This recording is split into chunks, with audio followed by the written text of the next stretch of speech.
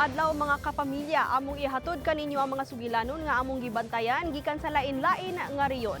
Ako si Annie Perez ug kini ang TV Patrol Regional.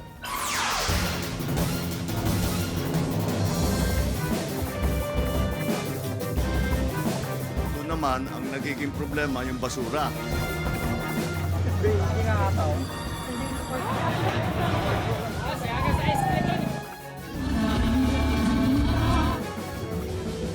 Philippines!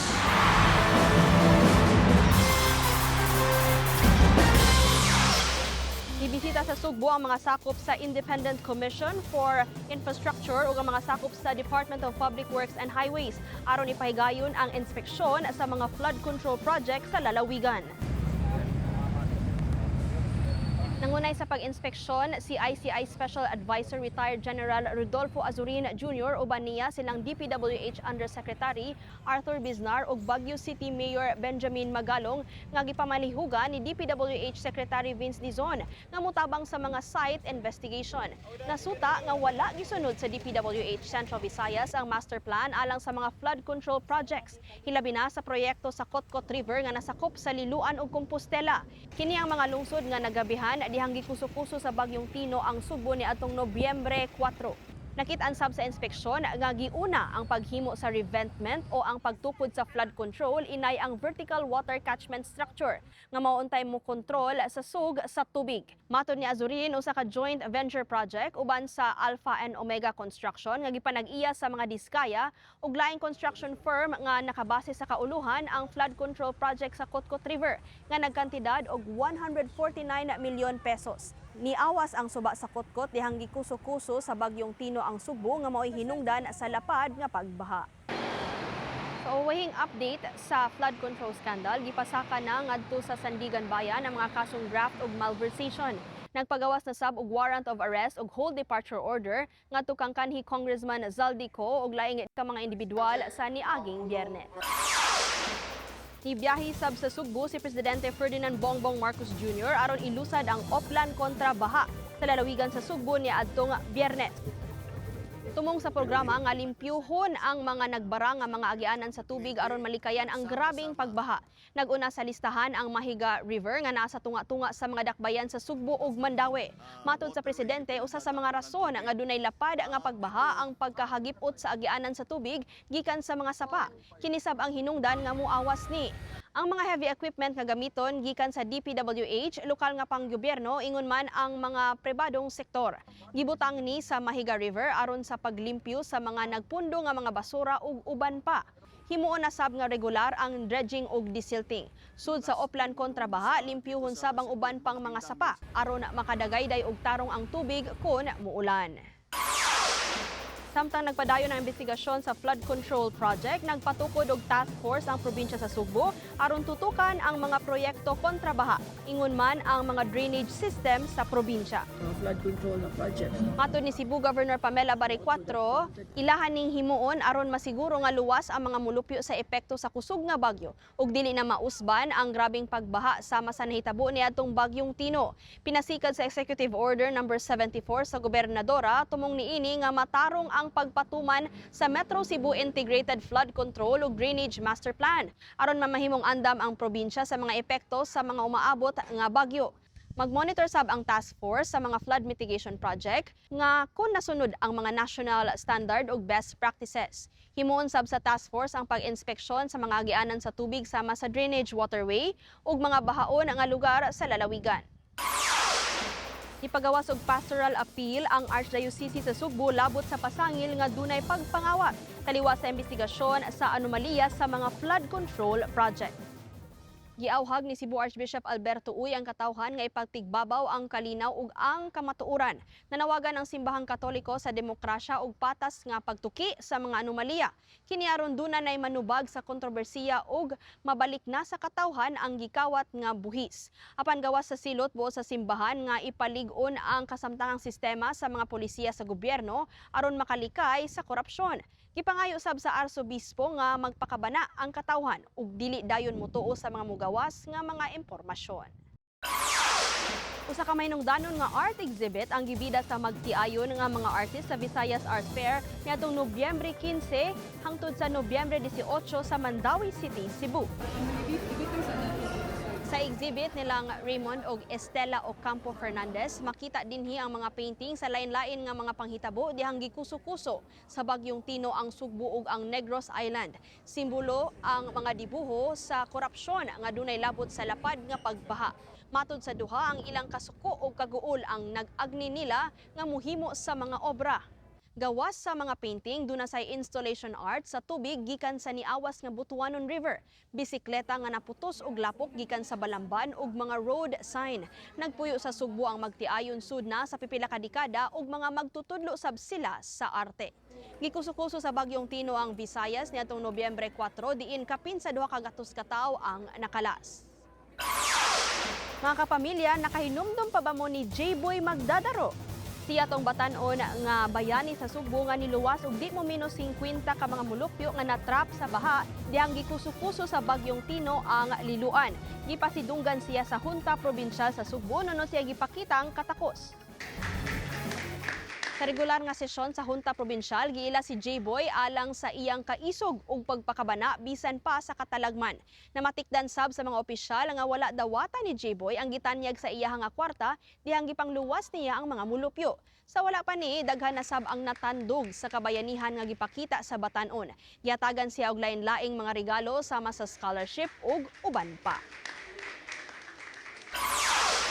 Nasagmuyo ang pipila nga mga taga Quezon sa resulta sa Miss Universe 2025 di nisalmot ang ilang kababayan ug ang pangbato sa Pilipinas nga si Atisa Manalo. Naglano-lanog ang ilang pagsyagit samtang nagtan-aw sa watch party sa Lukban, Quezon. Diyang nahibaw-an nga wala nakuha ni Atisa ang corona. Bisan kun pakyas sa pagdaog, nauyunan gihapon nila ang pasundayag ni Manalo nga nalangkat ang Miss Universe 2025 third runner-up. Philippines. Dakong garbo ka namo, Atisa. Sa laing balita, ni Ulbo ang sunog sa usa ka resort sa Barangay Ambukaw, Santiago, Ilocos Sur, Lunes sa gabi. Sa investigasyon sa Bureau of Fire Protection, gingong nakadungog og buto ang security guard sa resort dihang ni Ulbo sab ang sunog. Dali nga nikatap ang kayo nga nilanat og halos 3 ka oras. Kapinsa na po ka truck sa bumbero ang niresponde aron makontrolar ang kayo. Wala hinuoy nasamdan sa insidente bisan kun halos naabo na ang resort. Matod sa BFP, naapektuhan ang molecular laboratory sa ospital. Gipabakwit dayon ang mga pasyente gikan sa pediatric ward ug sa intensive care unit. Napaong sab dayon ang sunog. Temporaryong gisirhan ang laboratory samtang nibalik ng operasyon sa ubang bahin sa Tambalanan. Apan wala gidawat ang mga outpatient. Gilusad dayon ang structural assessment aron masuta kung luwas gamiton ang Tambalanan. Gisuta pasab ang hinungdan sa sunog. Sa Davao del Norte, nasunog ang usa ka ice cream delivery van sa lungsod sa Santo Tomas. Dali hinuon nga napaong ang kayo dihang naabot ang mga bumbero. Gilantawan nga ang mga electrical connection sa van ang hinungdan sa sunog. Giimbestigahan pasab ang hinungdan sa kayo. Mabatyagan na sab ang Pasko sa Samar human gipakita sa publiko ang mabulukon nga mga dayan-dayan sa Kapitolyo ni atong Nobyembre 14. Lain-laing mga dayan-dayan ang makita palibot sa Kapitolyo. Dunay mga disenyo sa higante nga regalo ug lain-laing kolor sa suga sa ilang mga poste. Nahimong sentro sa atraksyon ang habog nga Christmas tree sa tunga-tunga sa ilahang plaza. Giatangan gyud sa mga mulupyo ingon man ang mga bisita ang pagbukas ini nga gidugangan og fireworks display. Gilantawan nga mudagsa matagabi ang mga mupahulagway ug musuroy sa atubangan sa Kapitolyo. Hilabay na nga nagkaduol na ang Pasko. Usa ka unique nga Christmas tree ang gitabangan og himo sa mga ginikanan ug uban pa sa Gutusan Elementary School sa Barangay Igang, Masbate City. Hinimo sa panit sa lubi kon coconut husk, kawayan ug mga gapnod gikan sa Bagyong Opong ang mga indigenous materials sa indigenous Christmas tree. Matod sa school head nga si David Santa Ana, simbolo ni sa paghatag og bili sa Pasko ug sa kinaiyahan ilabi na sa ilahang komunidad. Giulagway sab sa Christmas tree ang paglaom taliwa sa lain-laing hagit. Simple lang apan produkto sa pagtinabangay, hinungdan nga naghatag sab ni nato og love, joy and hope kun gugma kalipay og paglaom karong Pasko.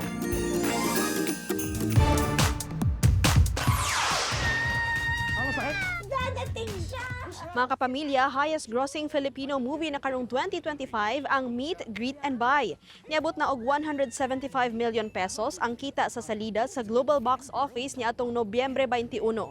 Gibidahan ning salida sa mga bigate na kapamilya stars nga silang Piolo Pascual, Bel Mariano, Joshua Garcia, Juan Carlos ug Diamond star Miss Maricel Soriano. Mahimong tan-awon ang Meet, Greet and Buy sa 475 ka mga sinihan, lukop kalibutan. That's so selfish, Ma. Dunay ni bisita sa ABS-CBN Newsroom karong simanaha. Silang guest celebrity star patroller Yasi Pressman nga ni-appeal sa TV Patrol ug TV Patrol Express. Gikulbaan apan game na game si Yasi sa hagit ug sa iyang paghimamat sa mga news anchor sa TV Patrol Express. Ni pahuway gamay, taod-taod didto na sabsiya sa TV Patrol isip guest star patroller. Excited si Yasi alang sa iyang comeback serye nga Roja. Makauban niya sa primetime series silang Donnie Pangilinan, Kyle Echari ug uban pang mga di-kalibre nga mga kapamilya stars. Makit-an ang Roja pinaagi sa pag-stream sa iWant ug Netflix. Ang aksyon na teleserye makit-an sab sugod ugma Nobyembre 24 sa Kapamilya Channel, Kapamilya Online Live, A to Z ug TV5. Alang sa mga blooms, gipagawas na sa Nations Girl Group ang official music video sa Sweet Tooth. Katusan, kalibo na dayon ang nitan-aw sa bagong music video sa Bini. Chill, slow burn pop ang vibe sa bagong kanta nga lahi sa mga nag-una nilang mga dance song. Lakip ang Sweet Tooth sa bagong album sa Bini nga Flames nga napagawas dungan sa bagong music video. Kini ang ikatulong nga full-length album release sa Bini. Sa paggawa sa Flames, pipila ka gabi ipahigayon na sab ang ingranding Binified concert sa grupo karong Nobyembre 29 diha sa Philippine Arena. Ug mao kadto ang mga labing importante nga mga nahitabo nga atong gitutukan gikan sa lain-laing rehiyon sa Pilipinas. Ayaw pauwahi sa mga balita, magpabiling na sayon. Mag-like, share, comment, subscribe sa YouTube channel sa ABS-CBN News ingon man sa iyang mga social media accounts. I-scan sab ning QR code nga naa sa inyong mga screen alang sa among YouTube playlist. Taliwa sa mga hagit atong ipaambit ang gugma, kalipay ug paglaom sa usag-usa. Ako si Annie Perez. Daghang salamat ug padayon ta, kapamilya.